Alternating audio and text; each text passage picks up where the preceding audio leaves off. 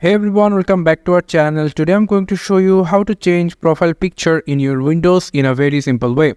First, you just need to go into your start icon, click on the right mouse button and go for settings. After coming on settings, here you will get an option called Microsoft account, and if you just click on this, you will get an option called your info. So if you click on that, you'll get an option called adjust your photo, and you can choose a file from here, or you can take a photo. If your computer has camera, then you can just take a photo and put it over here like this.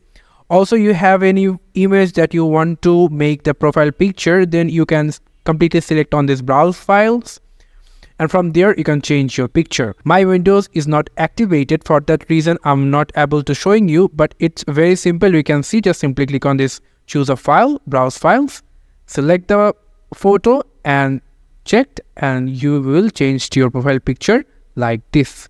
So this is how you can change profile picture in Windows. Thank you so much for watching this video. I hope to see you in other videos. Till then, goodbye.